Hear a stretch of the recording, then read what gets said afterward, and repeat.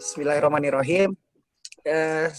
Selamat malam dan salam sejahtera untuk Bapak Ibu, Akang Teteh, alumni Salman. Alhamdulillahirrahmanirrahim.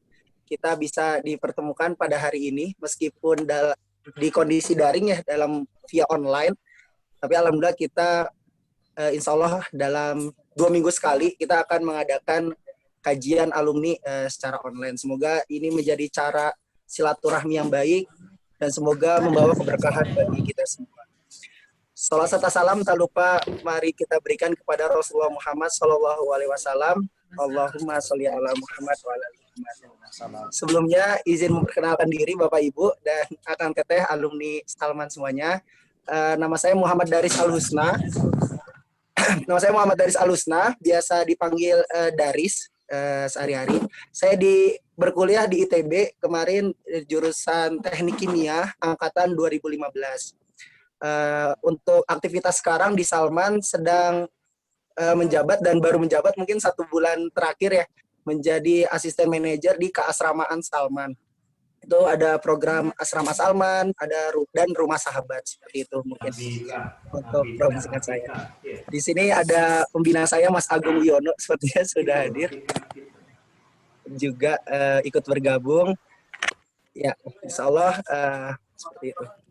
Ya, kita buka pertemuan pada hari ini ngaji malam ini dengan ucapan basmalah. Bismillahirrahmanirrahim. Insya Allah akan dipandu tilawah bersama Imam Muda Salman kepada David Aditama sudah bergabung. Apakah sudah terdengar? Oh iya, sudah terdengar. Oke. Langsung dimulai aja ya. Ya. Bisa diulang lagi surat yang dibaca David? Langsung dimulai. Oke, bismillahirrahmanirrahim. Assalamualaikum warahmatullahi wabarakatuh. Waalaikumsalam warahmatullahi wabarakatuh.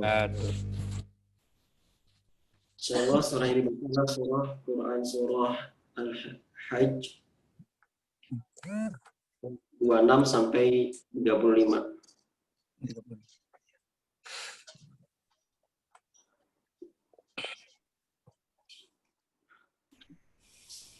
أعوذ بالله من الشيطان الرجيم بسم الله الرحمن الرحيم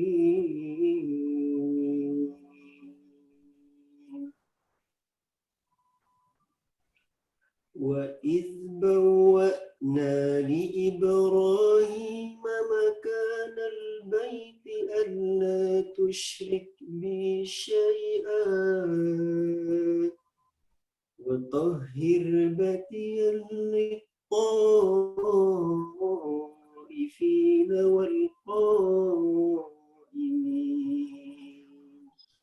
والقائمين والركع السجود وأذن في الناس بالحج يأتوك رجالا وعلى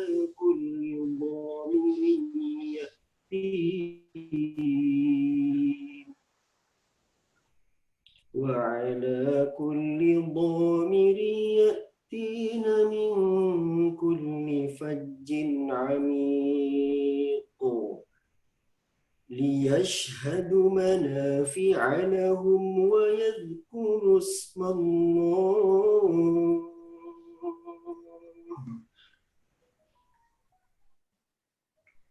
في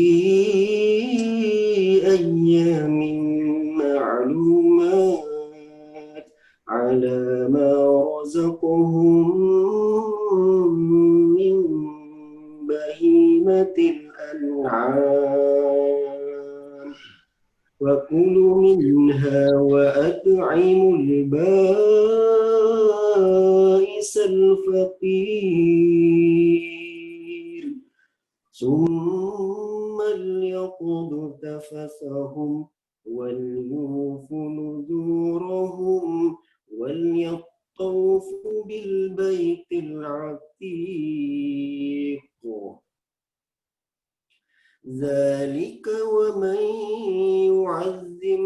حرمات الله فهو خير له عند ربه وأحلت لكم الأنعام إلا ما يتلى عليكم فاجتنبوا الرجس من الأوثان واجتنبوا قول الزور حنفاء لله غير مشركين به ومن يشرك بالله فكأنما خر من السماء فتخطفه الطير أو تهوي به الريح في مكان سحيق ذلك ومن يعظم شعائر الله فإنها من تقوى القلوب لكم فيها منافع إلى أجل مسمى ثم محلها إلى البيت العتيق ولكل أمة جعلنا منسكا ليذكروا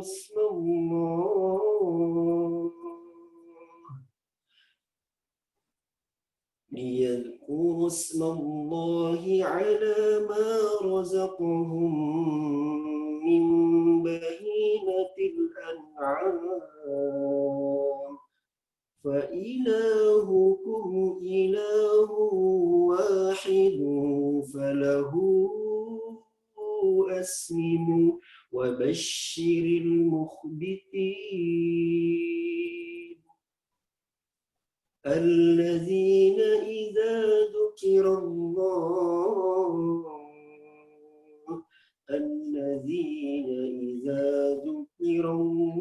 وجلت قلوبهم والصابرين على ما أصابهم والمقيم الصلاة ومما رزقناهم ينفقون Sadaqallahul azim. Ya ini awalan ada yang ada oke itu. Sadaqallahul azim. Terima kasih kepada David Aditama yang telah memimpin pembacaan tilawah Al-Quran, Quran Surat Al-Hajj ayat 26 sampai 35.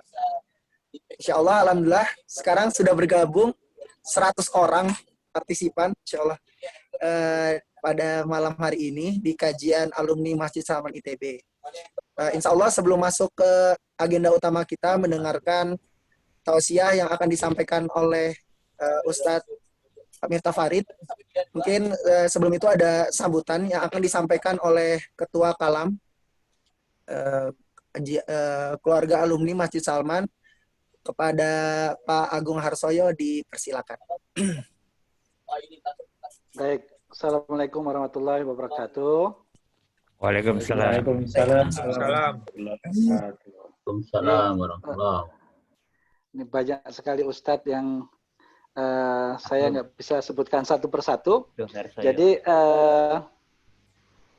alhamdulillah ini adalah pertemuan online kita yang pertama dan insya Allah nanti akan ada terusannya. Sementara ini kita akan mengadakannya 2 mingguan. Jadi insya Allah ini sebagai pengganti karena sekian lama kita tidak dapat mengadakan pengajian secara normal. Jadi insya Allah ini menjadi satu kebiasaan baru yang insya Allah ini akan membuat kita dua hal ya. Kita bisa bertemu secara virtual dan kedua kita dapat mendapatkan ilmu sharing antar alumni Salman. Nah, Bapak Ibu sekalian, jadi selama COVID ini kita memiliki pengalaman yang kira-kira sama dengan yang disebutkan di dalam surat Ali Imran yang sangat terkenal itu. Inna fi khalqis samawati wal ardi wa ikhtilafil laili wan nahari la ayatil liulil albab alladzina yadhkuruna Allaha qiyaman wa qu'udan wa 'ala junubihim wa yatafakkaruna fi khalqis samawati wal ard. Jadi yang menarik di situ kan ada state dari tiap manusia. State-nya kan ada 3 ya. State berdiri, state duduk, state berbaring.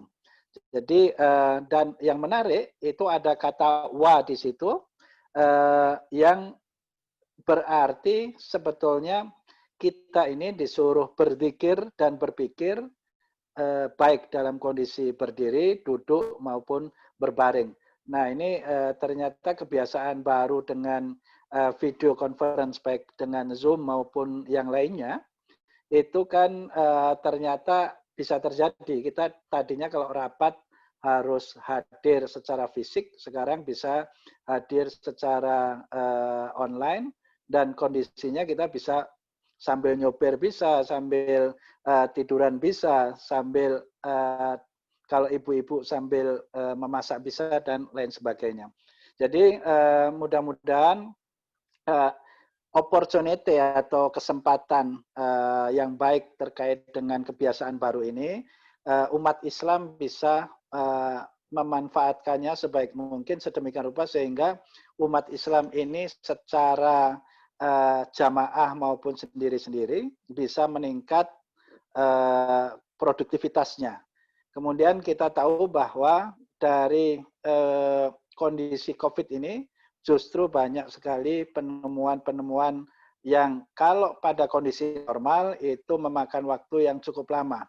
Sebagai kabar atau sebagai berita bahwa minggu lalu itu saya pergi ke Salman, ikut Jum'ahan di Salman minggu lalu Jumat ya, itu crowdfunding terkait dengan alat bantu pernapasan itu yang digagas oleh Mas Syarif itu telah terkumpul sekitar 12,5 miliar ya.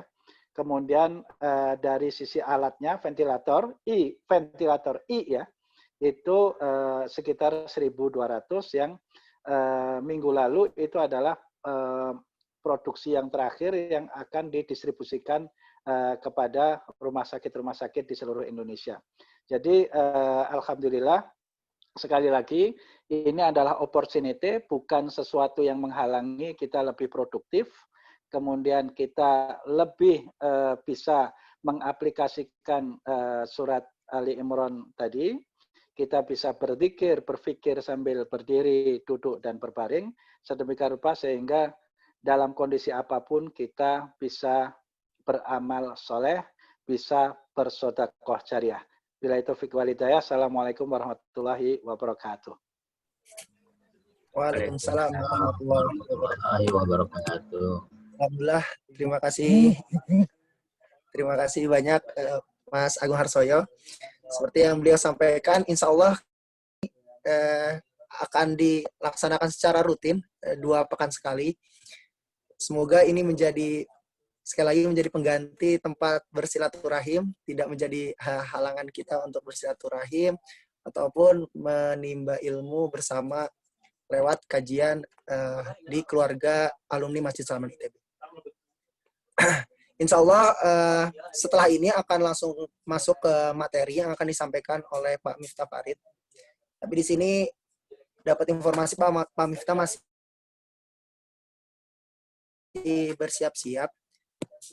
Insya Allah untuk materi akan dipandu oleh Direktur Eksekutif dari Masjid Salman ITB, Kang Eri Marwijaya.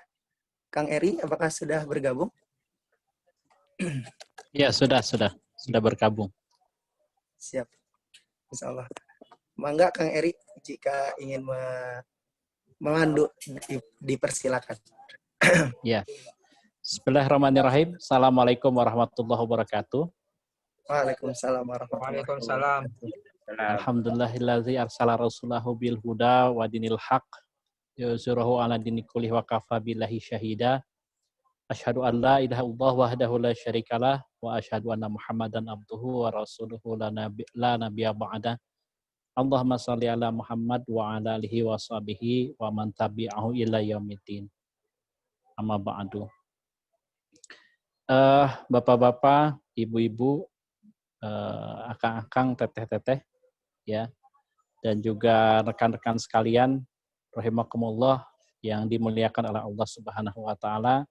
Alhamdulillah pada malam hari ini kita bisa bertemu kembali bermuajahah di ruang online, di ruang virtual, gitu ya, yang sama-sama tadi telah kita ketahui, disampaikan juga oleh Mas Agung Harsoyo bahwa ini adalah merupakan bagian dari proses tafakur kita ketika Allah kemudian menurunkan atau memberikan satu challenge sebenarnya kepada kita, begitu ya. Jadi kalau bahasanya Kang Sarif Hidayat, bahwa ini adalah challenge kepada kita untuk kita bisa membaca tanda-tanda alam dan untuk kita bisa menjadikan lebih baik lagi, kita berpikir, kita bertafakur dan menghasilkan karya yang kemudian karya itu bisa menjadikan maslahat bagi seluruh, bukan hanya bagi kita sebagai orang Muslim, tapi juga bagi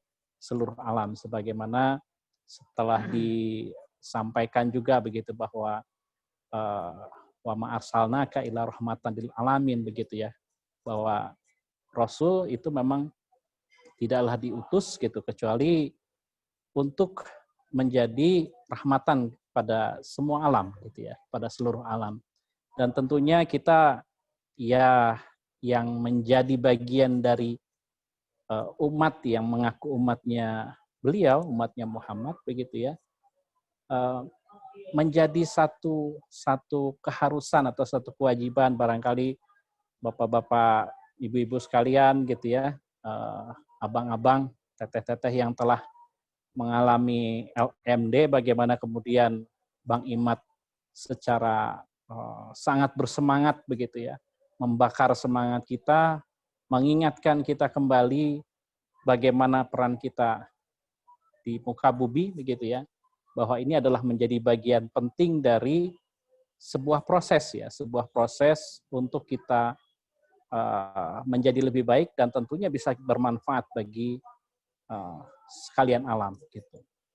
Nah, alhamdulillah pada kesempatan malam hari ini kita akan bersama-sama dengan Profesor Miftah Farid, guru kita bersama yang alhamdulillah berkenan hadir untuk bersama-sama sharing ya, sharing ilmu, kemudian juga sharing pemikiran, gitu ya.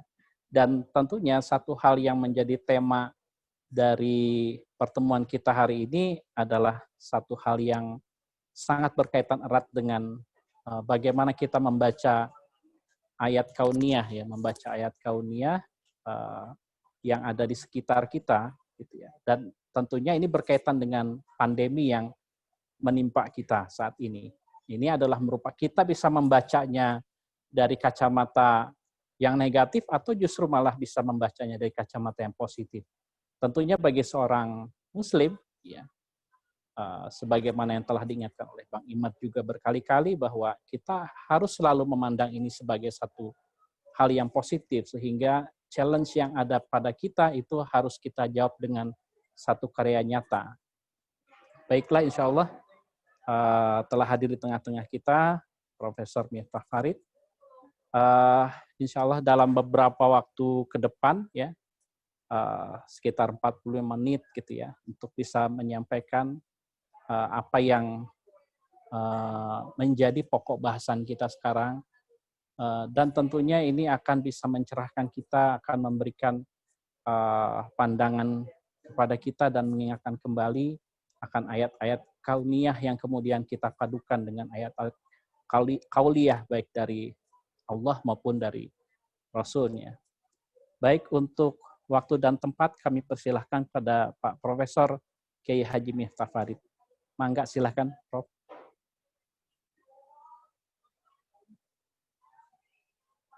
Sudah bergabung? Punten Kang, kayaknya masih kendala, lagi dibantu sama cucu beliau untuk masuk. Oh iya, baik. Nah, dalam kesempatan malam hari ini tentunya sebagaimana tadi telah disampaikan oleh pembawa acara juga oleh Mas Agung Harsoyo gitu ya, bahwa Kalam Salman, keluarga alumni Salman ITB ini akan mengadakan kegiatan serial begitu ya, bersambung setiap 2 pekan sekali, setiap 2 minggu sekali, insya Allah akan ada kegiatan yang dilakukannya berupa ya pertemuan online seperti ini dalam rangka silaturahmi dan juga dalam rangka tentu saja untuk sharing tentang keilmuan. Nah, tentunya ini adalah merupakan bagian dari menjadi visi misi dari Kalam Salman begitu ya. Bagaimana kita bisa bersilaturahmi pada intinya, dan tentunya diharapkan nantinya akan bisa menghasilkan dari silaturahmi ini, bisa menghasilkan satu pemikiran bersama, satu sambung rasa yang kemudian akan bisa ya menjadi satu karya ya, diharapkan seperti itu harapannya. Dan tentunya hal ini bisa menjadi satu bagian dari sumbangsih kita kepada negeri kita. Nah, ini adalah kita pahami bersama gitu ya. Setiap dari alumni Salman itu sudah banyak sekali berkiprah gitu ya di masyarakat di negara ini, memberikan sumbangsihnya. Nah, tapi tentunya ini kalau kita bisa lakukan secara bersama-sama, secara berjamaah gitu ya.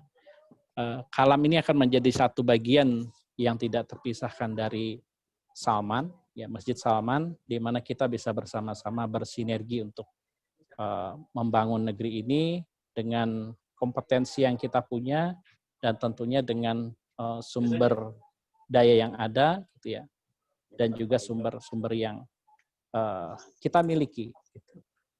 Apakah sudah bergabung Profesor Miftah Farid?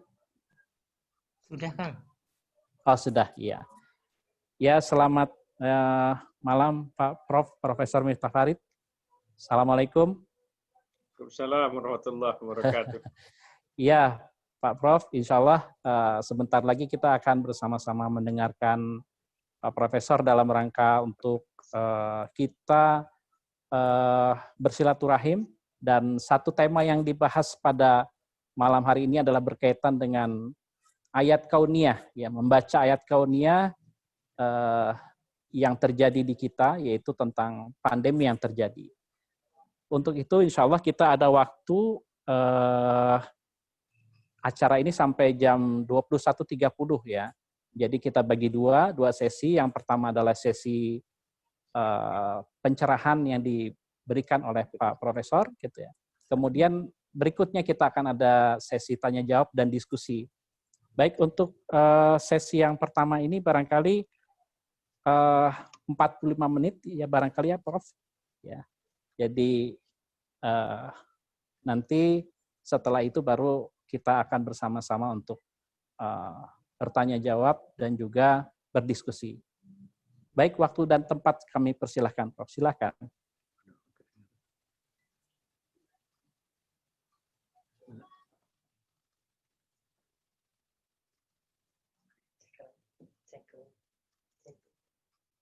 Halo, 1, 2. Cek Pak, nyampe suara saya? Iya, bisa didengar Prof. Ya, silakan. Bisa ya? Oh iya. Iya, Ustaz, silakan. Sudah, udah bisa dimulai nih? Ya, silakan. Silakan. Enggak begitu kedengaran. Sudah jelas semua, Prof? Baik. Jelas Ya. Jelas kedengaran. Baik. Ya. Assalamualaikum warahmatullahi wabarakatuh. Waalaikumsalam warahmatullahi wabarakatuh. Wassalatu wassalamu ala asyrafil anbiya wal mursalin wa ala alihi wa sahbihi ajma'in. Mohon maaf ini ada sedikit kendala teknis, tapi insya Allah mudah-mudahan selanjutnya lancar. Kita bersyukur kehadirat Allah Subhanahu wa Ta'ala. Malam ini kita bersilaturahim, walaupun dengan jarak jauh, mudah-mudahan tidak mengurangi pahala silaturahim kita. Sekaligus pada malam hari ini kita akan mencoba menyegarkan kembali beberapa petunjuk ajaran agama kita.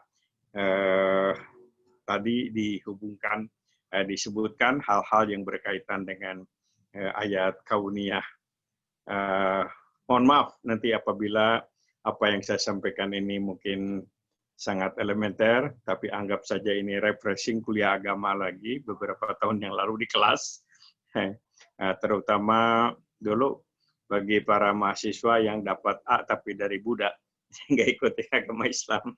Baik, jadi seperti sama-sama kita maklum, kalau berbicara tentang ayat, itu sering dibagi dua, ada ayat kauniyah dan ada ayat Qur'aniyah. Ayat kauniyah itu yang kemudian melahirkan yang dikenal dengan sunnatullah, dan ayat kauniyah disebut dengan syariah, ya, disebut dengan ayat Qur'aniyah dengan syariatullah, sunnatullah dan syariatullah. Sangat banyak Quran sendiri berbicara tentang alam. Ada yang mengatakan 1/5 lebih katanya dari kandungan isi Al-Quran itu berbicara tentang alam. Wallahu alam. Tapi paling tidak salah seorang alumni ITB, yaitu Pak Agus Purwanto, itu menghimpun sekitar 800 ayat berbicara tentang alam, yang beliau berikan judul bukunya Ayat-Ayat Semesta, 800 begitu. Kemudian saya ingat dulu ketika tahun 70-an itu awal saya ke ITB, ceramah dari Pak Insinyur Syahirul Alim.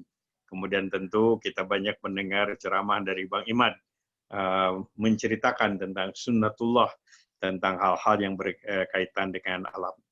Secara garis besar, saya ingin sampaikan beberapa hal yang menyangkut alam. Sekali lagi nih, referensi penyegaran aja. Jadi, alam ini di dalam Quran disebutkan beberapa prinsip. Satu, tentu saja ia makhluk, bukan khalik. Sebagai makhluk, tentu saja dia ada awalnya, ada akhirnya, akan rusak, tidak boleh disembah, dan lain-lain. Itu sebagai makhluk. Kemudian yang kedua, disebutkan bahwa alam ini adalah diatur oleh teratur, sehingga karena teratur maka peristiwa-peristiwa alam itu adalah reasonable, dapat dipelajari, dapat dimengerti, dapat disusun prinsip-prinsip tentang alam tersebut. Kemudian tentu saja alam itu diciptakan oleh Allah bertujuan. Disebutkan oleh Quran, pertama tujuannya adalah sebagai tanda kebesaran Allah, ayatullah. Tidak ada ayat. Kemudian yang kedua disebutkan alam ini diciptakan adalah untuk manusia. Wasakhkhara lakum. Ma fis samawati wa ma fil ardi. Jadi manfaat untuk manusia sebagai bekal hidup manusia. Sebutkan lagi bahwa alam ini adalah patuh kepada hukum Allah dan seterusnya. Surat-surat di dalam Al-Quran juga ada beberapa nama surat yang ada yang menggunakan nama-nama atau alam ini. Ada matahari, ada bintang, ada bulan, Al-Qamar, An-Najm, Al-Tariq, Al-Buruj, kemudian Asyams, dan lain-lain. Jadi kalau tidak salah Pak Dr. Satut yang mengemukakan 1/5 kandungan isi Al-Quran itu katanya banyak dikaji, dipelajari oleh non-Muslim, tapi kurang dikaji oleh Muslim. Tapi ini sekira beberapa tahun yang lalu, ya tahun 70-an, sekarang sudah lain lagi, karena sudah sekian ribu lulusan ITB dan lulusan perguruan tinggi yang banyak mempelajari tentang alam itu. Ini secara garis besar tentang pandangan Islam tentang alam. Jadi saudara-saudara, kita ini punya dua kekayaan besar. Satu, kekayaan kita punya, sebut saja doktrin, yaitu Quran dan Sunnah. Itu pegangan hidup kita. Yang kedua, sebetulnya kita ini punya kekayaan, yaitu hasil-hasil pemikiran. Hasil-hasil itu luar biasa dalam berbagai macam disiplin ilmu. Nah, kita saya kira sudah banyak belajar bagaimana lahirnya pemikiran-pemikiran besar para pemikir Islam dulu dalam berbagai macam disiplin ilmu. Nah, ini yang dalam beberapa hal kurang dikaji atau kurang dipahami. Sebetulnya itu adalah merupakan kekayaan kita.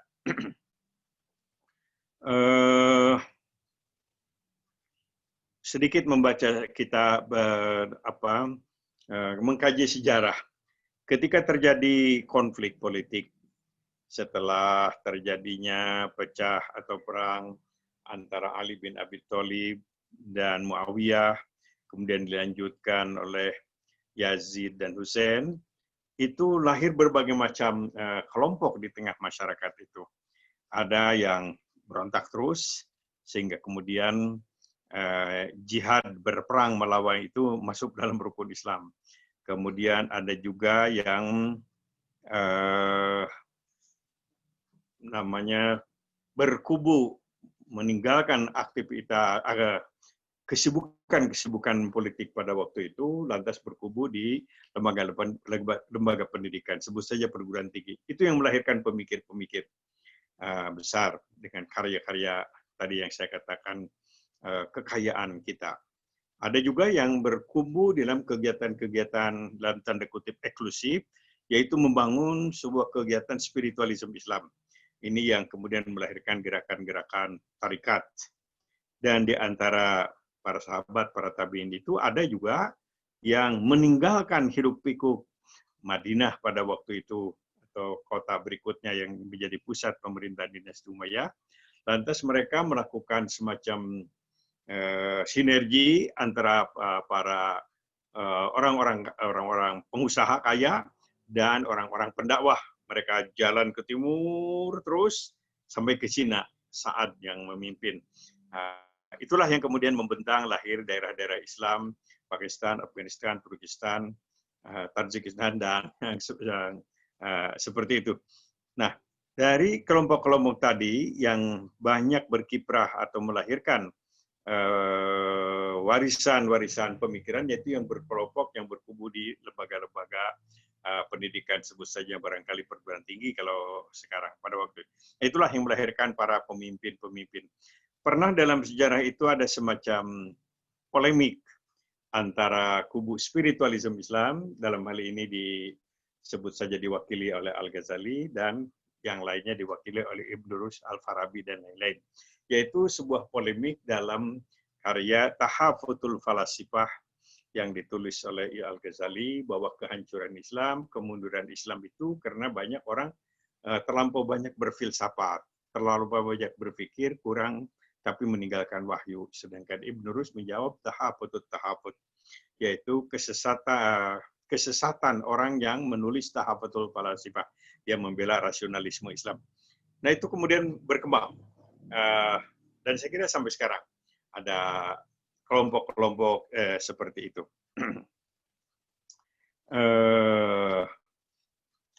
Ada yang menarik bahwa akhir-akhir barangkali, ya akhir-akhir abad inilah, ada kecenderungan sekarang ini ada sedang kebangkitan spiritualisme itu.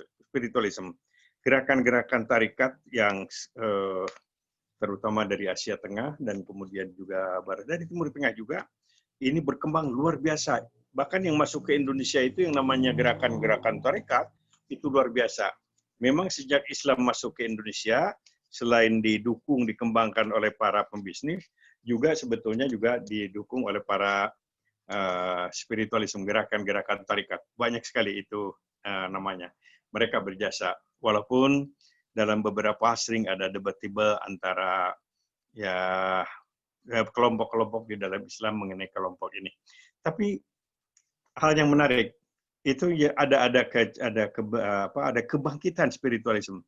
saya melihat, memperhatikan di komunitas kita, di Ganes saya di ITB. Dulu saya bertemu dengan bapak-bapak yang sangat dalam tanda kutip sinis, kurang nyaman begitu kepada agama Islam, tapi terakhir itu saya tahu betul beliau-beliau itu justru sangat larut di dalam gerakan, dalam kegiatan-kegiatan sebut saja spiritualisme Islam, berzikir, berdoa. Malah sering contohkan dosen saya ketika saya ngambil S3 di UIN, itu Pak Harun Nasution.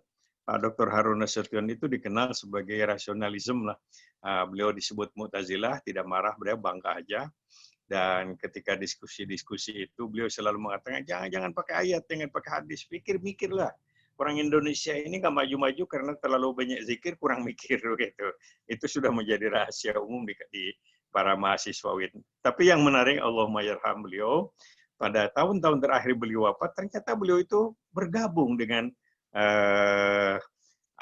dengan Abah Anom, yaitu mengikuti Qadariyah Naqsabandiyah, yaitu melakukan zikir, gerakan-gerakan zikir. Nah, Allahumma yarham, mudah-mudahan beliau diterima di sisi Allah Subhanahu wa taala karena beliau punya prestasi-prestasi yang besar.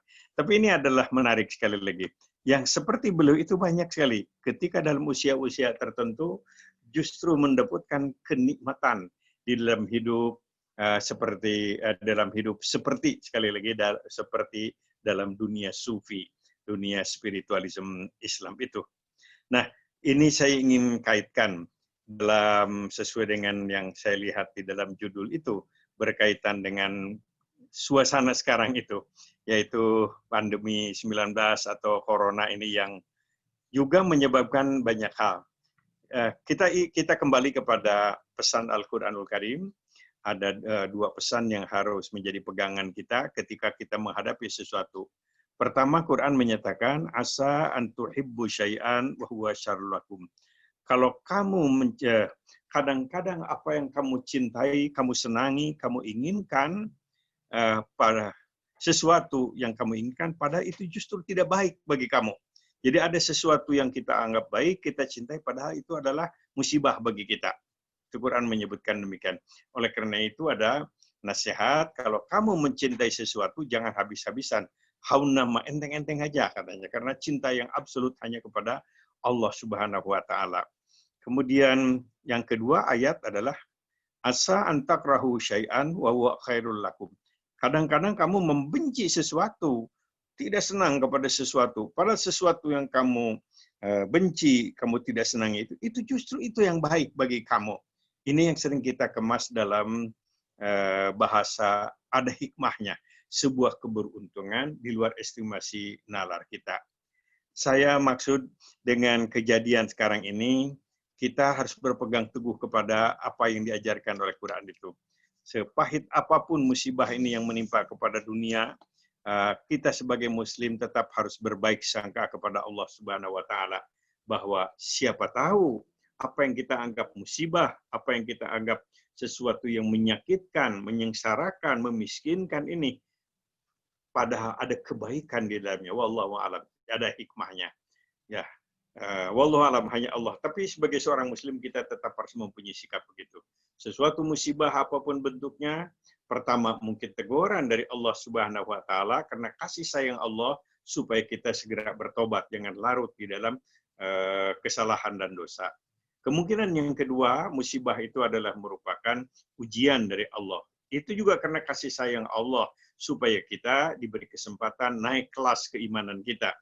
Jadi apapun, apakah itu teguran ataupun itu adalah ujian, itu sepenuhnya karena kasih sayang Allah dan harus kita sikapi dengan baik tadi.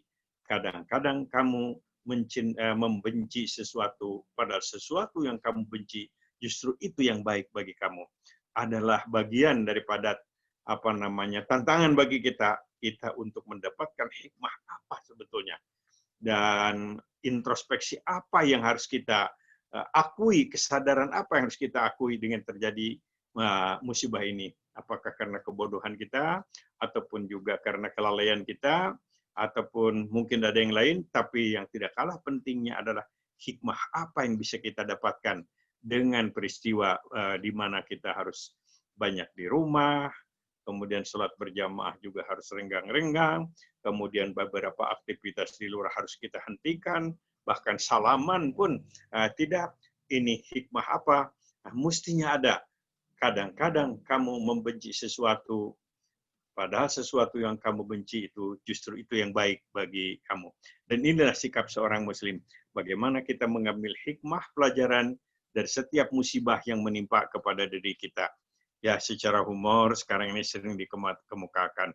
Ternyata hikmahnya ada, katanya tukang sepeda jadi laku, sepeda jadi laku. Tapi paling tidak buku saya yang laku sekarang buku doa sama buku zikir begitu. Buku doa sama buku zikir karena orang banyak berzikir, mungkin banyak di rumah. Ada juga beberapa bekas mahasiswa saya ITB memberitahu kepada saya, ada hikmahnya Pak, apa hikmahnya? Biasa nggak pernah jadi imam, sekarang kisah 30 hari, katanya bulan Ramadan, jadi imam terus, sehingga terpaksa untuk menambah kekayaan hafalan Al-Quranul Karim. Ada juga teman-teman seumur hidup nggak pernah khutbah Id, kali ini ya khutbah Id, karena jemaahnya hanya satu rumah begitu. Barangkali itu juga hikmah-hikmah yang bisa kita ambil. Tentu ada hikmah yang lebih besar dari hanya sekadar terpaksa jadi khotib, terpaksa menjadi imam sholat, terpaksa harus banyak di rumah.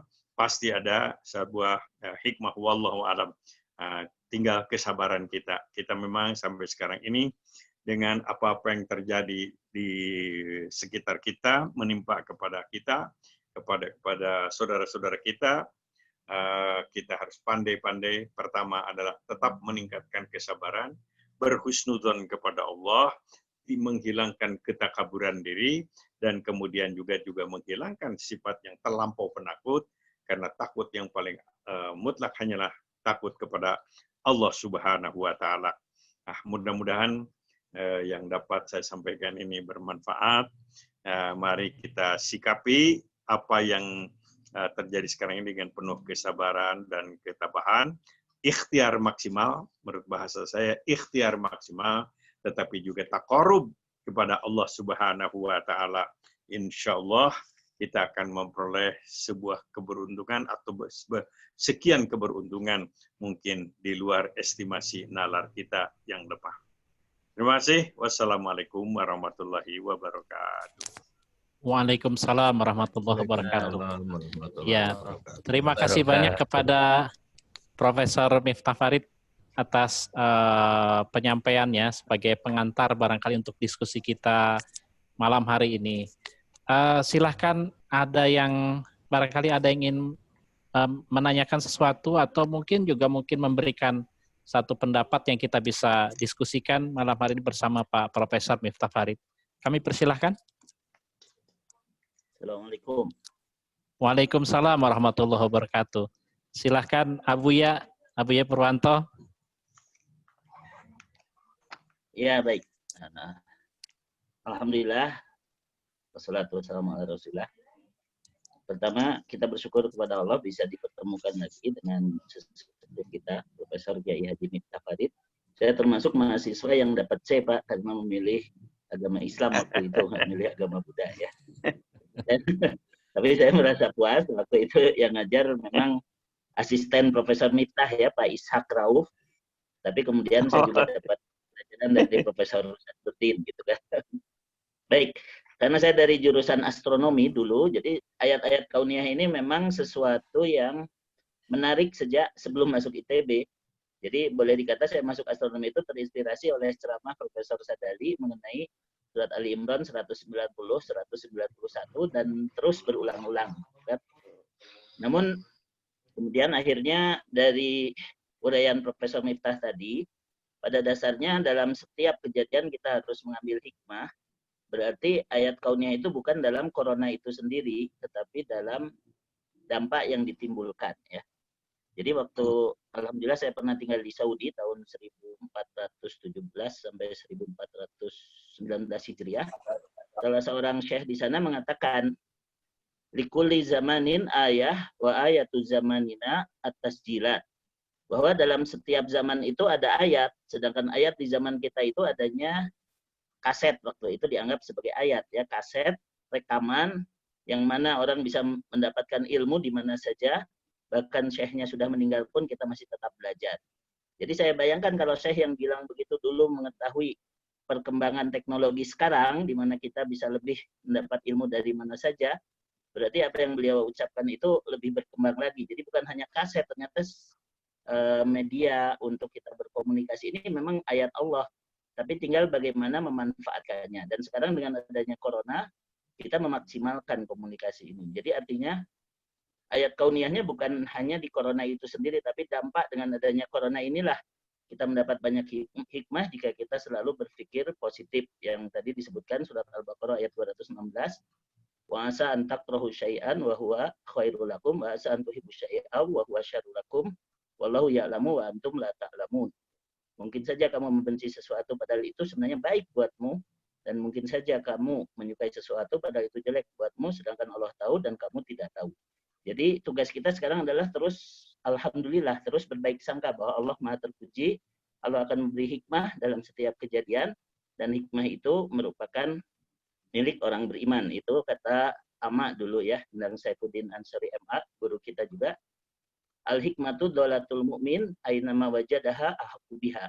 Hikmah itu barang yang hilang kepunyaan orang beriman, dimanapun dia mendapatinya, dia lebih berhak untuk mendapatkannya, karena dia akan menyebarkannya dalam kebaikan, rahmatan lil alamin.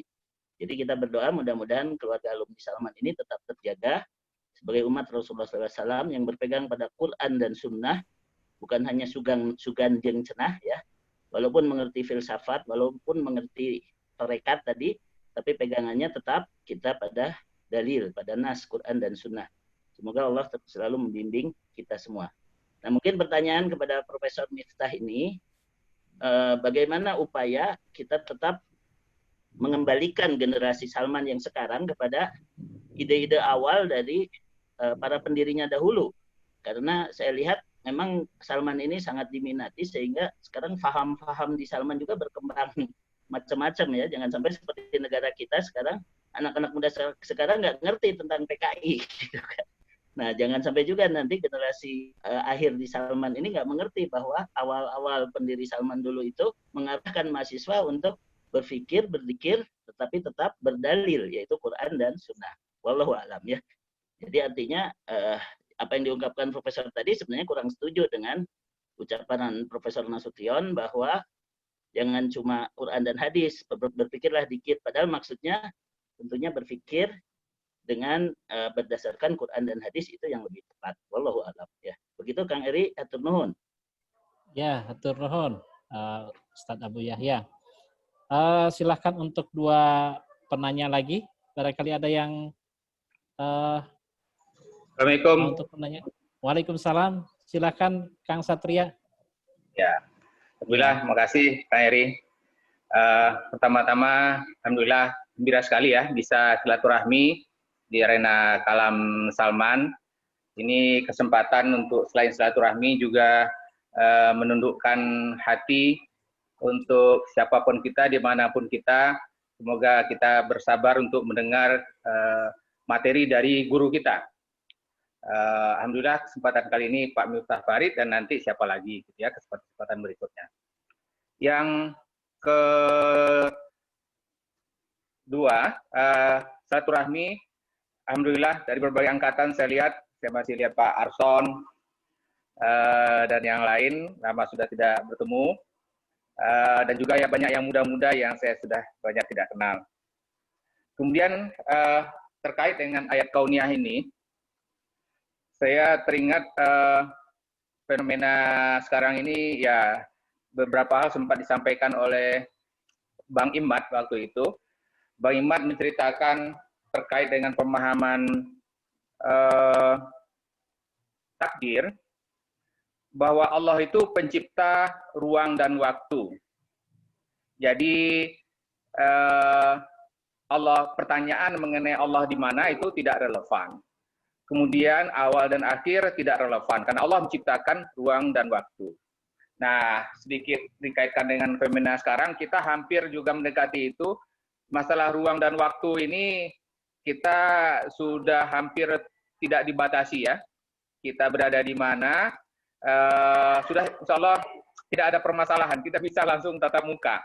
Ini hikmah lain dari ayat kauniyah ketika masa corona ini. dan juga tempat. Ruang tidak ada masalah, kemudian juga waktu.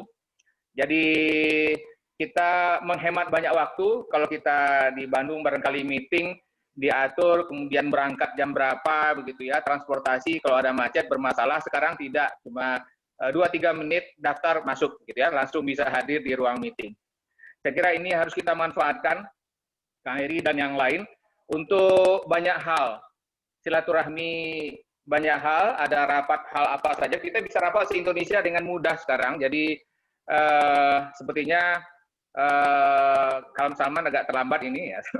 Tapi udah lumayan luar biasa, walaupun ada kritikan ini udah banyak yang antri mau masuk, rupanya Zoom kita terbatas cuma 100 ya. Seharusnya bisa 500 atau ada yang ambil 1000 gitu ya, atau bisa pinjam. Jadi premium kita cuma sampai 100. Tapi alhamdulillah tadi ada yang berbagi link untuk YouTube ya, bisa YouTube dan Facebook. Kemudian poin saya, mudah-mudahan ada dosen nggak Kang Heri yang hadir hari ini? Ada Mas Agung Harsoyo, kemudian ada juga Pak Yedi, Pak Dr. Yedi, ya. Agung Wiono. Pak Agung Wiono, ya. Alhamdulillah ya. Ini hal yang agak lumayan memprihatinkan terkait dengan corona ini. Kok sepertinya kita tidak mendengar ada riset dilakukan oleh para pakar di Indonesia. Misalnya contoh vaksin. Oke, lembaga Eijkman meneliti, katanya ITB juga meneliti, tapi sepertinya kok tidak serius. Kenapa Rusia sudah melakukan, sudah malah launching, Cina sudah tahap ketiga, yang lain segala macam. Kita se-Indonesia sepertinya tidak diarahkan, disiapkan serius untuk membantu ini dalam skala negara ya. Nah, kemudian itu soal vaksin. Oke lah, vaksin orang lain sudah maju. Yang kedua, di Cina mereka ada TCM, Total Chinese Medicine. Di Indonesia banyak klaim, ada beberapa banyak klaim tentang obat. Ada jahe-jahean, ada kemarin Pak Menteri Pertanian kalung eukaliptus. Ada klaim Pak Jokowi dia makan jamu-jamuan begitu ya. Kenapa tidak dilakukan riset yang serius tentang hal itu? Seberapa efektif, takaran seberapa, itu harusnya di ITB bisa melakukan hal itu dengan serius. Siapa tahu memang ada yang herbal-herbal itu yang bagus untuk melakukan hal semacam dilakukan hal semacam itu.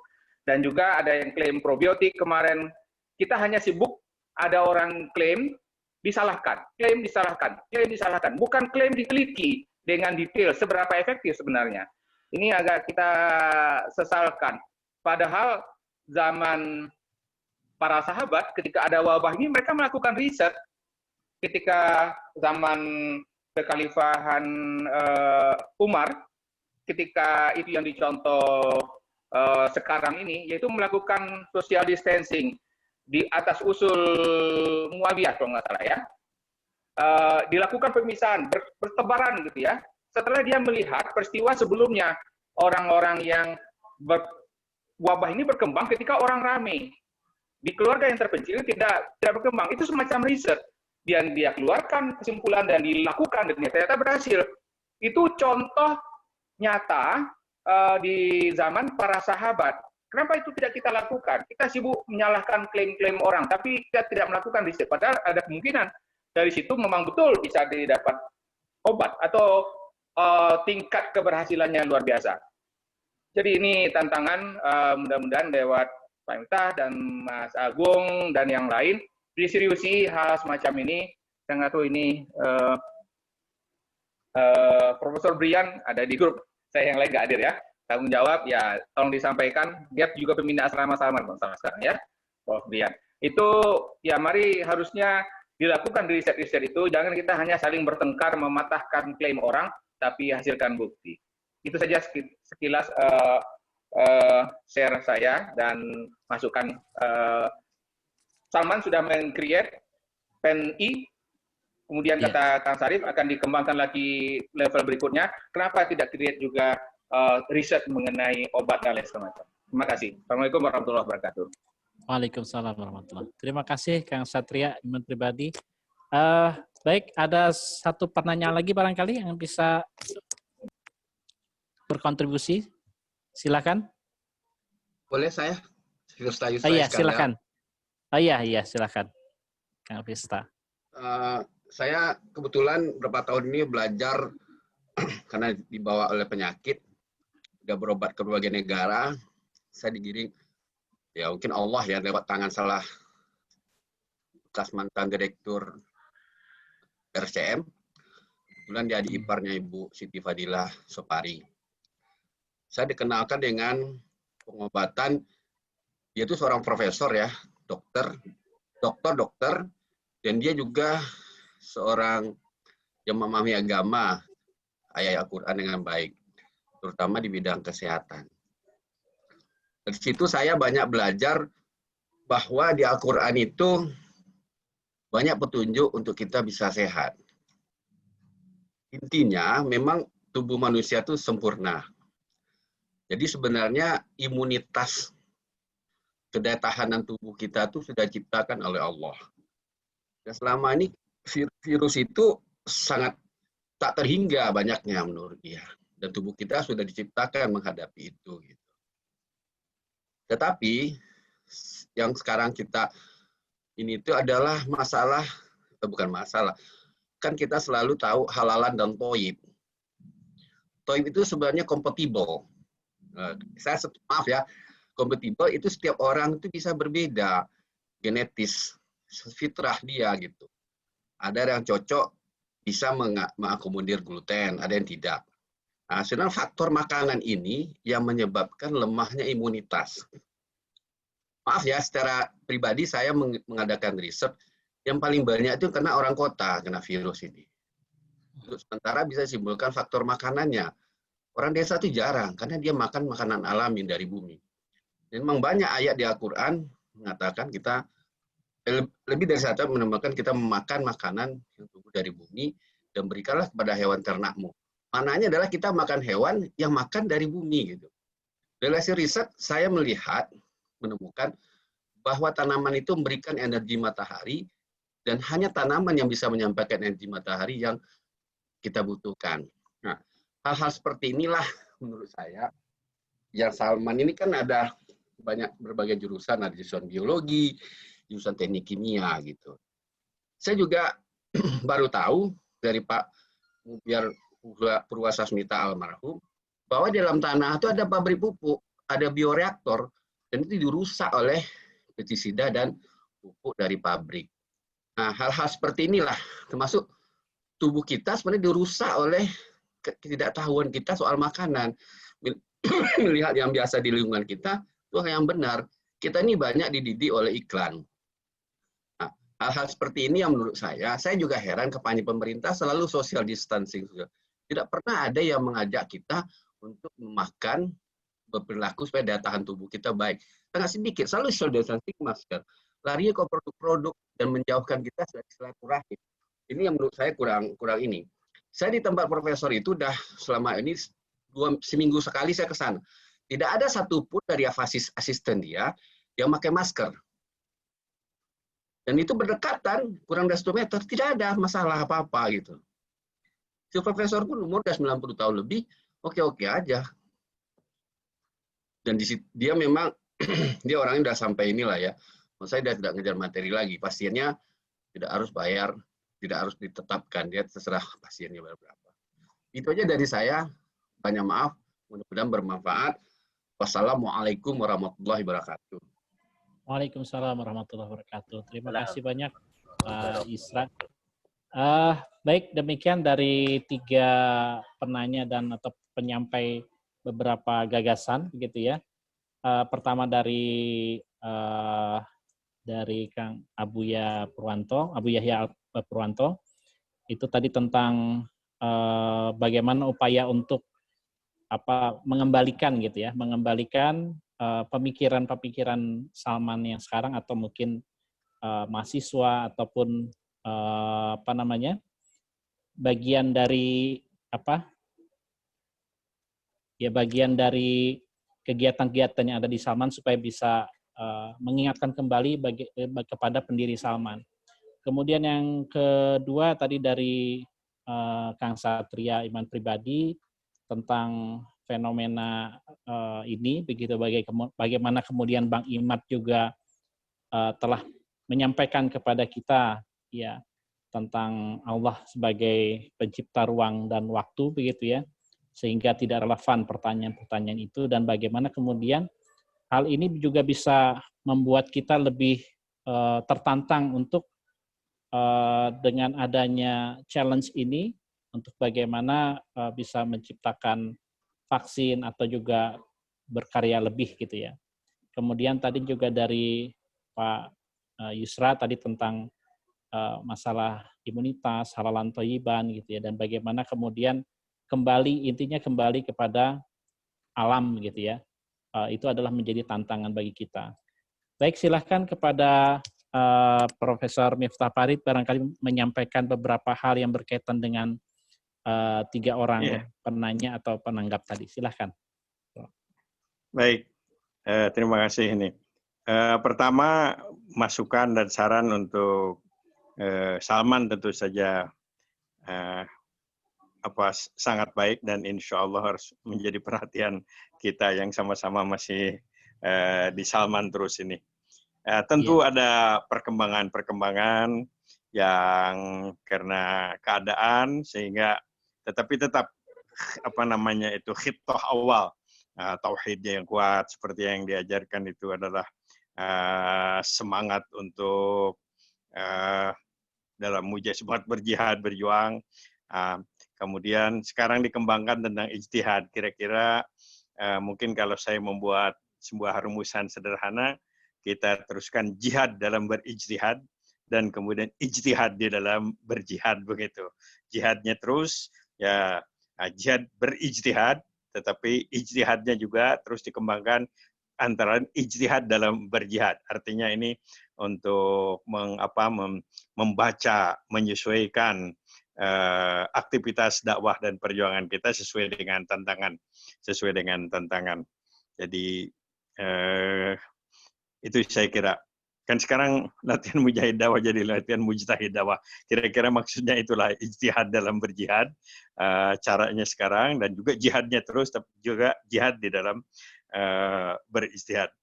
Nabi pernah mengajarkan dalam proses pendidikan, beliau mengatakan anak didikmu ala ghairi zamanikum, akan tidak sezaman dengan kamu katanya. Mungkin itu menyesuaikan soal cara, soal pendekatan dan lain, tapi pada dasarnya esensinya adalah tetap semangat kita adalah amar ma'ruf nahi munkar.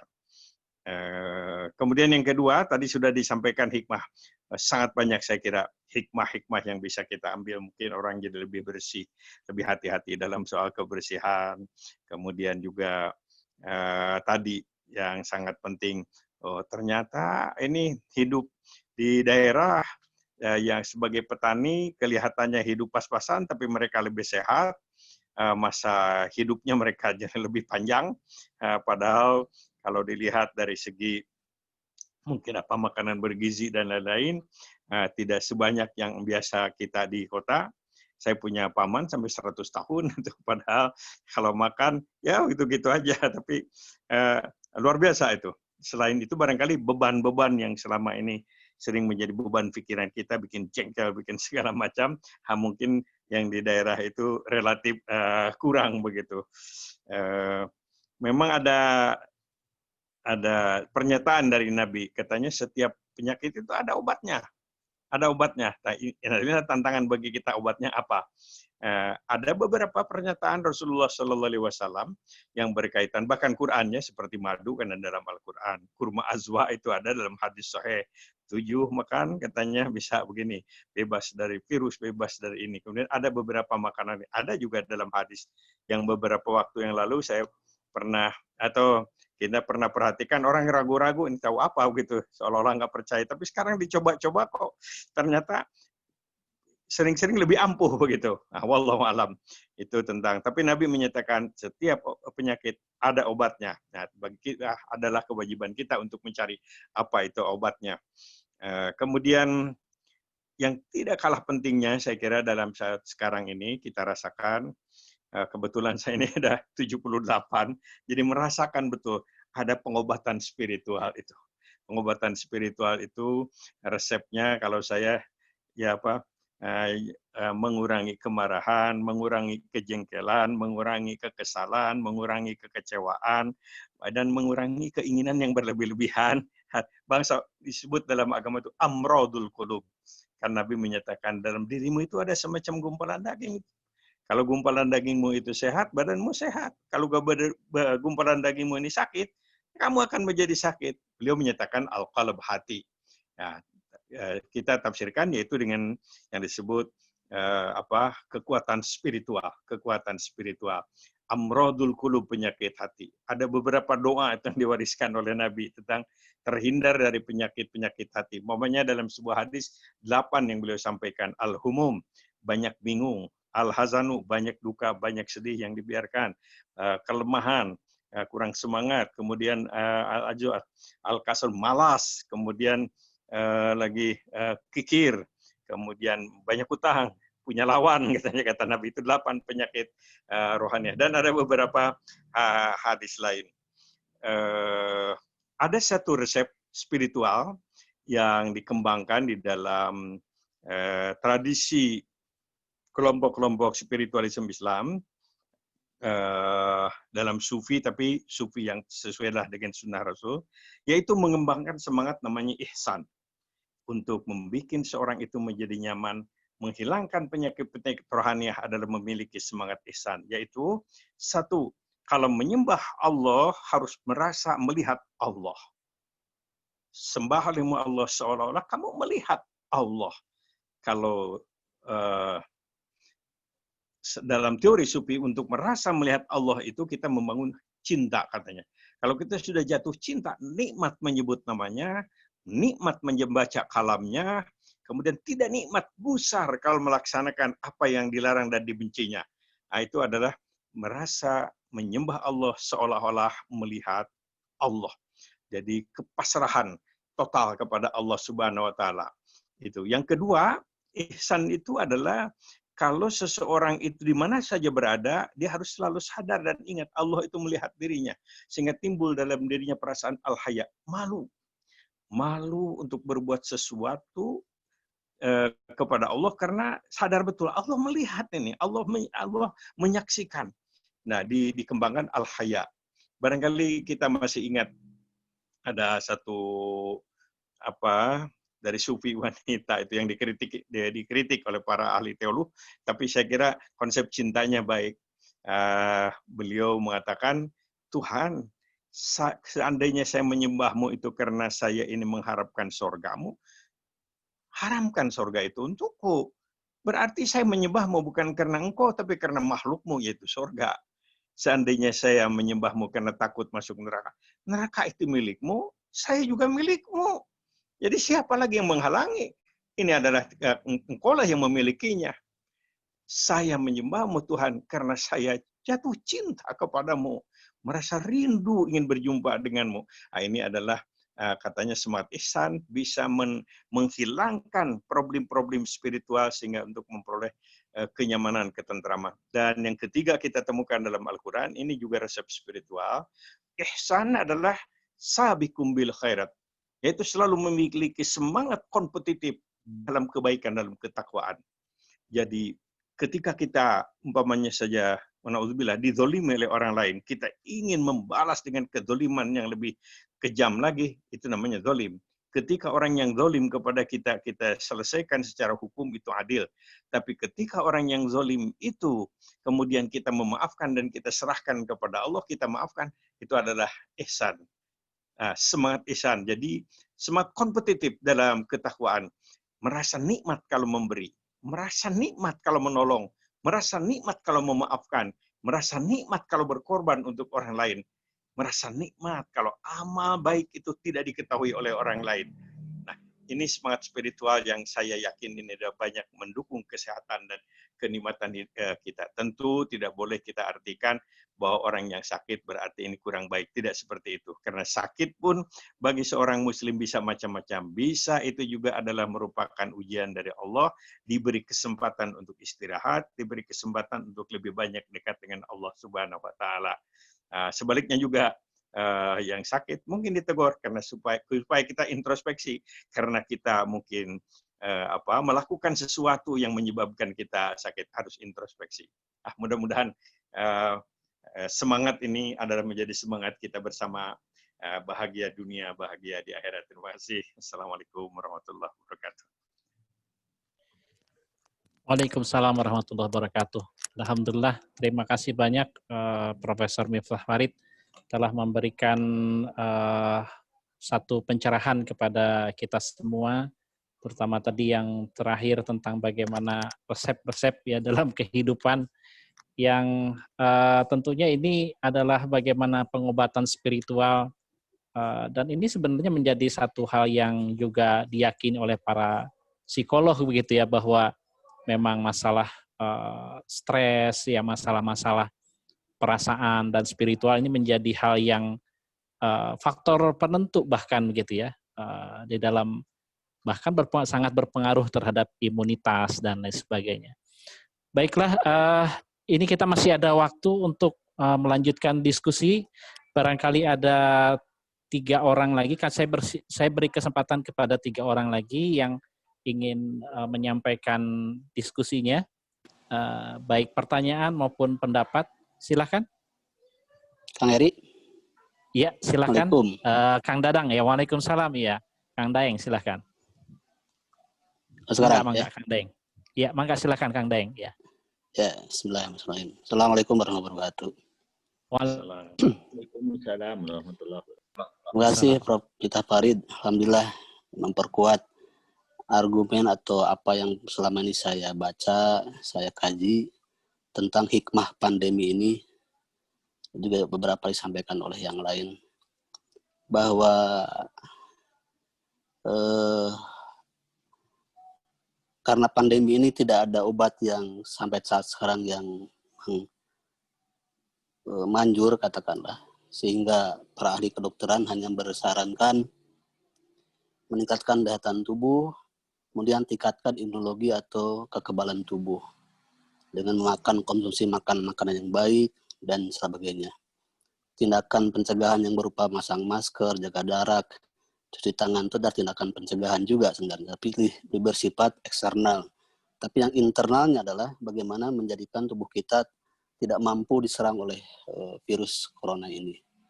Dan dari kajian yang saya lakukan atau saya baca bahwa ternyata ya kalau kita hidup bersyariah seperti yang sampaikan Prof. Miftah Farid, insya Allah bahwa Allah sudah mediakan bahwa bersyariat itu akan meningkatkan potensi internal kita. Yang pertama misalkan dengan menjaga wudhu, insya Allah bahwa dengan penelitian sudah tahu cuci tangan minimal 3 kali selama 20 detik, atau sekarang digalakkan dengan cuci tangan yang digembar-gemborkan oleh pemerintah, itu bisa menurunkan angka kuman yang ada dalam tubuh kita. Kita tuh bahwa dalam tubuh kita tuh banyak kuman komensal. Di permukaan kulit kita tuh ada kuman. Gitu. Dan kuman itu bisa berinteraksi dengan virus yang lain yang masuk ke tubuh kita dalam tangan. Tapi kalau tangan itu dicuci dengan rutin, 20 detik, itu insya Allah akan menurunkan angka kuman di bawah angka yang dia bisa berinteraksi untuk membuat infeksi atau daya tubuh yang menurun. Dan kalau lihat syariat atau hadis tentang wudhu, itu jelas sekali, sangat detail sekali bagaimana mengekspos semua, membersihkan semua area yang terekspos. Tangan, telapak kaki, sampai mata kaki itu kan dari yang mudah terekspos. Tangan sampai siku juga sama. Dokter bedah itu kalau mau operasi, di tangan bukan tangan di depan, sampai ke siku. Dan sudah diteliti memang seperti itulah yang harusnya yang bisa mengamankan proses infeksi. Kemudian kepala, mengusap kepala. Telinga juga, hidung. Itu area-area yang memang banyak kuman lah di situ. Jadi subhanallah gitu. Dengan mencoba melakukan wudhu yang benar saja, insya Allah itu sudah menurunkan risiko. Makanan halal thayyiban misalkan. Kita tahulah halal itu memang cara mendapatkannya, cara memperolehnya juga isinya, kandungannya. Termasuk thayyib, kandungannya. Dalam pemahaman ini kan itu juga berarti kita harus memilah-milih makanan sehingga memang bermanfaat buat tubuh kita. Berzikir misalnya. atau taqarrub ilallah. Itu sudah banyak penelitian di Turki, bahkan di Indonesia juga banyak, di Malaysia, terutama di University of Malaysia itu ada yang mengkaji bahwa zikrullah itu tatmainul qulub, dan tatmainul qulub itu mendorong tadi yang disebut psikoimunologis. Psikoimunologis itu mendorong pada orang zikir itu akan meningkatkan beberapa hormon atau zat-zat sel yang meningkatkan daya tahan tubuh, seperti imunoglobulin, misalkan juga dopamin, endorfin dan sebagainya. Itu banyak kalau kita searching di jurnal lah. Dan berikutnya yang terakhir misalnya dengan zikrullah tadi, di samping menenangkan hati juga saum gitu. Saum bahkan saya baca terakhir di jurnal Proteinugenomic itu tentang bagaimana sifat karakter protein. Virus itu pada protein gitu. Ternyata lah dia membandingkan antara saumnya orang-orang Buddha, orang-orang agama lain dengan saumnya intermittent fasting umat Islam. Intermittent fasting itu saum seperti umat Islam 30 hari atau yang bukan ada orang yang saum tuh hanya dari siang hari sampai pagi hari misalkan. Tapi yang disebut intermittent fasting itu saum seperti umat Islam dari mulai terbit fajar sampai terbenam matahari. Dan itu ternyata penelitiannya untuk orang-orang yang saum sesuai dengan syariat itu diteliti oleh mereka. Saya lupa lagi, nanti saya gali ada di arsip saya. Itu meningkatkan yang disebut remodeling system, DNA repair, kemudian memperbaiki profil lipid atau profil kolesterol. Artinya beberapa syariat yang selama ini mungkin kita lakukan, ada yang lakukan dengan sungguh-sungguh, dengan benar, sholat dengan tumaninah misalkan dengan benar, saum dengan benar juga, wudu dengan benar, makan dengan benar, insya Allah itu akan membuat kita tidak bisa diintervensi oleh virus. Tadi sebutkan bahwa kalau di antara kita yang setiap hari bergaul di rumah misalkan, interaksi itu tidak akan ada, karena virus itu muncul dari orang yang memang pernah bersentuhan orang lain, bukan komunitas yang sama, maka akan ada challenge. Nah, kalaupun misalkan kita dengan serumah tidak akan kena, karena juga sama-sama mungkin bergaul interaksi itu tidak ada sampai di situ. Tapi kalau kita keluar misalnya, ada orang luar yang datang, kalau dia adalah orang tanpa gejala atau karier, ada risiko kena. Ada risiko kena, meskipun juga tergantung daya tahan tubuh kita. Dari penelitian yang kemarin dipublish oleh Satgas itu 85% itu tidak bergejala. 15% bergejala, tapi yang 10%-nya adalah gejala yang sedang. 5%-nya baru gejala berat sampai meninggal. Artinya memang kalau lihat dari rekamannya sepertinya tidak ada apa-apa. Tapi kalau dia datang terinfeksi dan dalam kondisi yang tidak stabil, tidak mungkin, kita akan terang dengan mudah. Karena yang jadi masalah dari virus corona itu adalah begitu dia terkena daya tahan tubuhnya rendah, dengan cepat dia akan menurun. Ya, menurun dan akhirnya meninggal. Dan banyak tidak hanya yang komorbid, orang yang tidak hanya komorbid pun kalau memang dalam keadaan yang drop, begitu virusnya mampu mendobrak sistem imun kita, yang disebut cytokine storm, itu akan dengan cepat membuat kondisi itu akan memburuk. Banyak sejawat saya umur 48 tahun, 45 tahun, memang dia dalam kondisi yang tidak baik, begitu terkena karena kurang teliti dengan cara kerjanya, akhirnya ya rata-rata meninggal. Ini semacam ini aja, Kang Eri, karena kemarin saya disuruh oleh Kang Eri khutbah di Idul Adha, itu yang saya sampaikan kemarin di Masjid Salman Rasidi sorean. Terima kasih Pak Miftah, terima kasih teman-teman yang lain. Assalamualaikum warahmatullahi wabarakatuh. Waalaikumsalam. Terima kasih Kang Daeng, Dr. Dadang, yang telah menyampaikan tadi beberapa hal yang terkait dengan bidang keilmuannya begitu ya. Silakan ada barangkali untuk dua orang lagi. Saya Kang Eri. Ya, silakan. Saya Cucu. Iya, mangga ya, silakan. Silakan. Saya alumni biologi tahun 81. Iya. Dari berdasar ilmu yang kemudian saya juga sedikit memahami, saya melihatnya memang untuk pengetahuan masyarakat yang terpenting adalah bagaimana pendekatan ini dilakukan secara integratif, ya holistik gitu, antara pendekatan medical fisik kedokteran dan juga dengan pendekatan spiritual sesuai dengan tadi tuntunan syariat. Jadi saya melihat itu memang harus terintegrasi dalam bentuk pengetahuan yang betul-betul diyakini punya dasar. Nah, saya melihat kedua hubungan itu ada sebetulnya juga berawal dari secara fisik. Tadi sudah disinggung oleh Dr. Daeng tentang imunitas dan juga sahabat kami yang sebelumnya mengenai pola makan yang baik gitu. Jadi saya ingin melihat adanya teori terbaru dari hubungan antara otak dengan usus atau gut brain association ya, GBA lah gitu. Dan itu menggambarkan bagaimana kondisi otak juga bisa ditentukan oleh kondisi usus kita.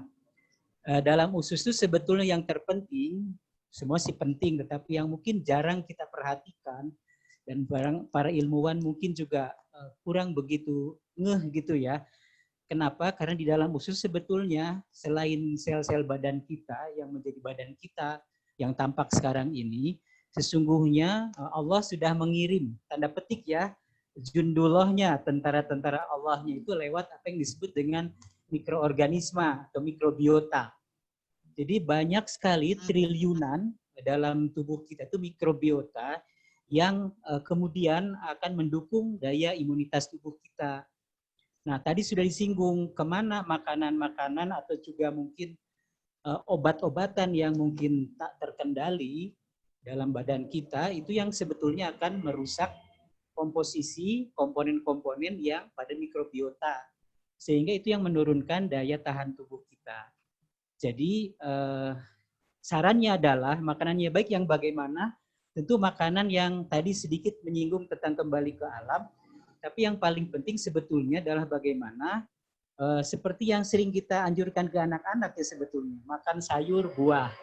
Nah, kampanye makan sayur, buah sebetulnya adalah sebuah cara yang paling mudah gitu.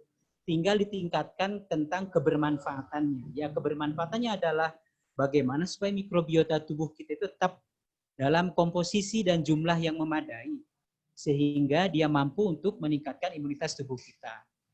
Konsekuensinya adalah kalau usus kita sehat, fisik kita sehat, maka brain tadi, otak, pikiran dan juga tentu saja nanti akan berpengaruh pada spiritualitas. Tadi Prof. Miftah pernah menyebut bagaimana di usia seperti saya juga sudah 58 gitu, harus betul-betul mengurangi ya, katakanlah keinginan berlebihan, mengurangi stres, mengendalikan.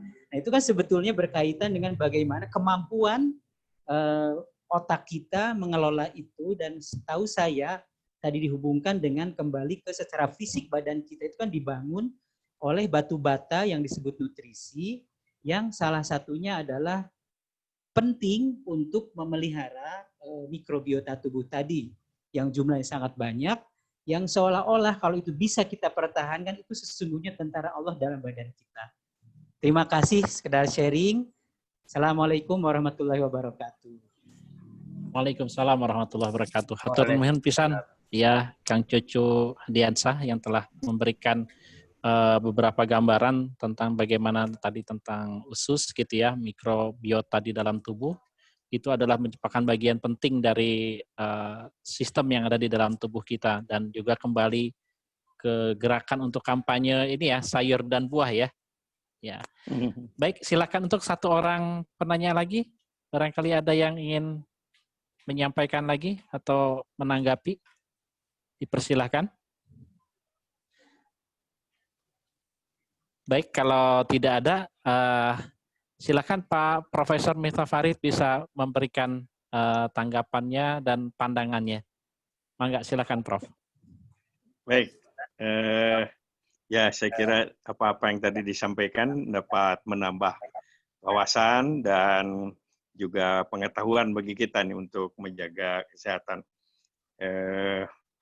Ada pelajaran yang sangat berharga yang tidak boleh kita lupakan. Rasulullah itu kan kalau soal kesibukan luar biasa, tantangan juga luar biasa, bekalnya sendirian, yang sinis, yang ketus, yang macam-macam, ancaman segala macam, itu luar biasa. Tapi beliau selalu sehat, beliau sakit menjelang meninggal dunia. Saya kira bukan sebuah kebetulan, pasti takdir Allah, tapi di dalamnya pasti ada keteladanan.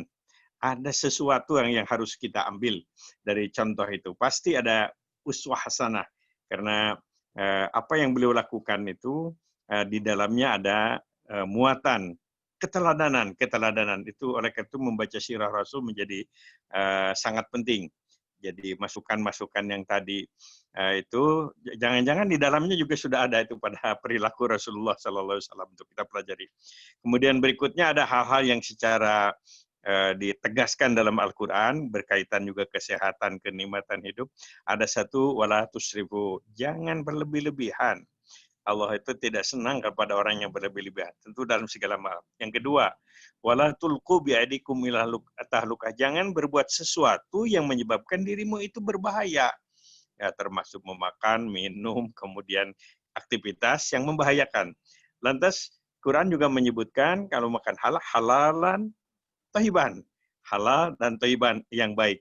Ini ajaran-ajaran seperti ini adalah kita rasakan betul bahwa ini memberikan sebuah kekayaan bagi kita. Ternyata luar biasa. Ajaran Islam memberikan sinyal-sinyal, pelajaran-pelajaran kepada kita. Selain tadi disampaikan bagaimana ajaran tentang wudhu, kalau bangun dari tidur kata Nabi, jangan kau sentuh sesuatu, makanan sebelah bangun tidur, karena kamu nggak tahu tanganmu itu pegang apa katanya lagi tidur.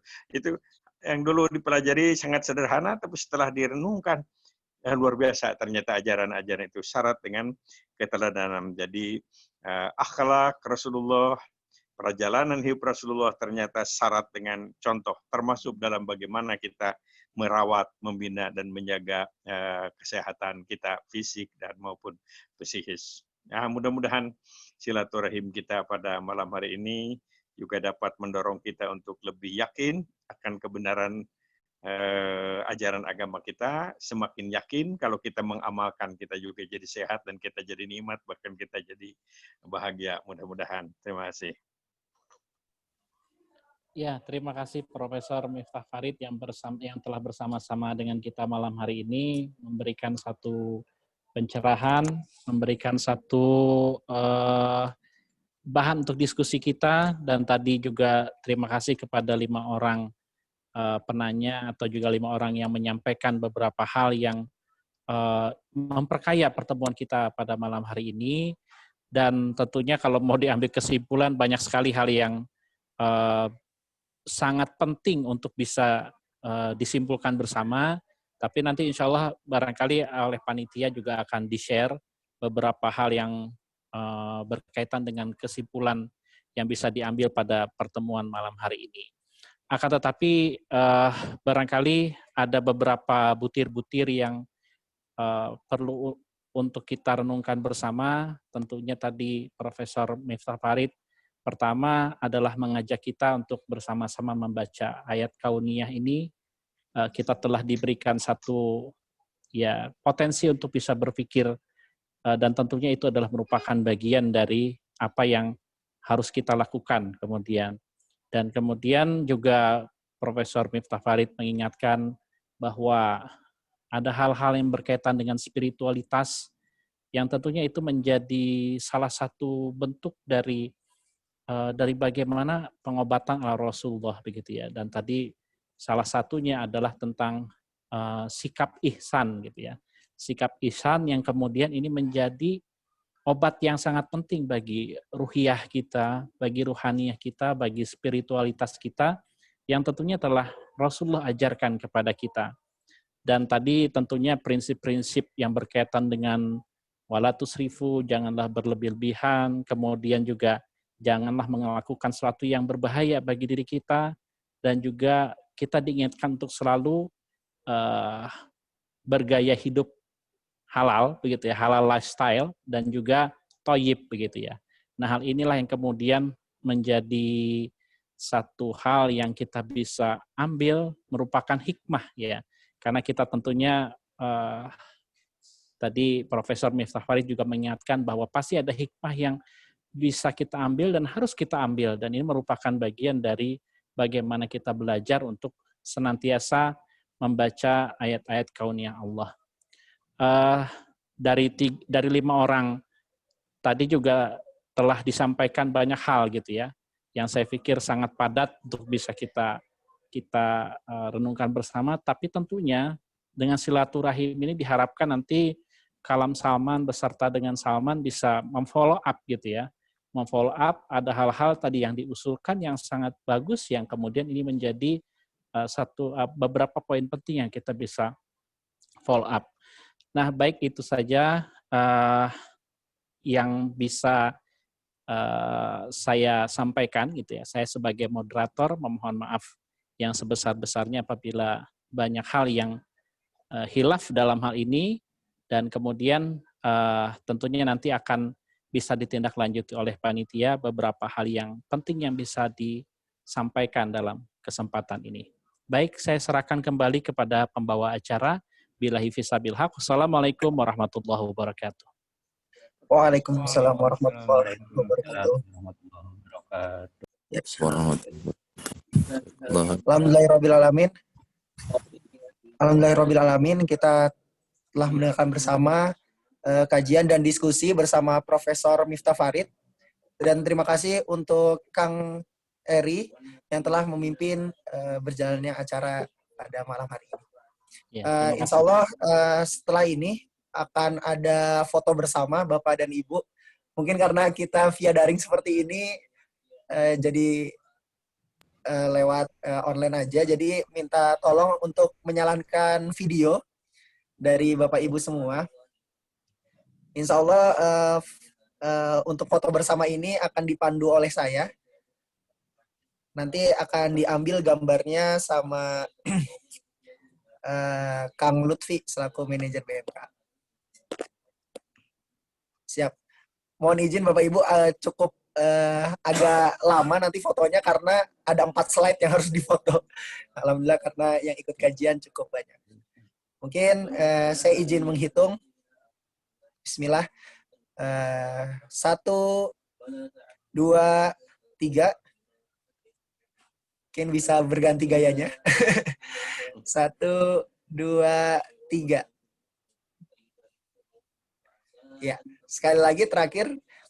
1, 2, 3. Siap. Alhamdulillahirrahmanirrahim.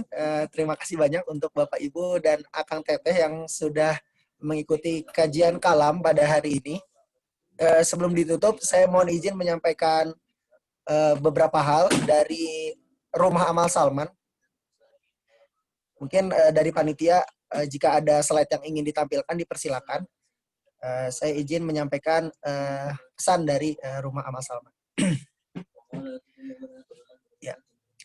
Insya Allah zakat dan sedekah di masa pandemi membantu untuk pulihkan ekonomi. Bapak dan Ibu dan sahabat-sahabat yang dijaga kesehatannya oleh Allah, pandemi masih belum berakhir. Sebagaimana kita ketahui bersama, pandemi telah berdampak ke berbagai sektor, tidak terkecuali sektor perekonomian. Pandemi membuat ekonomi merosot tajam. Bapak dan Ibu yang terhormat, ekonomi dapat bangkit jika perputaran uang tidak berhenti. Rumah Amal Salman mengajak jamaah sekalian untuk menunaikan zakat dan sedekahnya. Dana yang jamaah titipkan insya Allah akan membantu memutar roda perekonomian. Di antaranya pembelanjaan beberapa jenis kebutuhan hidup untuk diberikan kepada mereka yang membutuhkan, seperti bantuan pendidikan, kesehatan, bantuan ekonomi, modal usaha, dan pemenuhan kebutuhan pokok lainnya. Bapak dan Ibu yang terhormat, pandemi tidak hanya menjadi tanggung jawab pemerintah saja, tapi masalah ini juga menjadi tanggung jawab kita bersama. Semoga dengan berzakat dan bersedekah di masa pandemi membantu pulihkan ekonomi. Bapak dan Ibu bisa melakukan zakat ataupun sedekah melalui nomor rekening yang tertampil di poster, atau saya izin membacakan melalui BNI Syariah untuk zakat di 633 633 6356 dan untuk sedekah di 633 633 6367 atas nama Rumah Amal Salman. Semoga Allah meridhoi Bapak dan Ibu semuanya. Ya, mungkin sekian dari informasi yang saya sampaikan. Semoga sekali lagi acara pada malam hari ini menjadi cara silaturahmi yang baik untuk keluarga besar Masjid Salman ITB, dan semoga menambah keberkahan bagi kita semua. Dari saya, pembawa acara, mewakili segenap panitia, mohon izin untuk menutup acara dengan mengucap hamdalah alhamdulillahirabbil alamin dan doa kafaratul majlis. Subhanakallahumma wa bihamdika asyhadu an la ilaha illa anta. Terima kasih banyak Bapak dan Ibu. Wassalamualaikum warahmatullahi wabarakatuh. Waalaikumsalam warahmatullahi wabarakatuh. Hatur nuhun.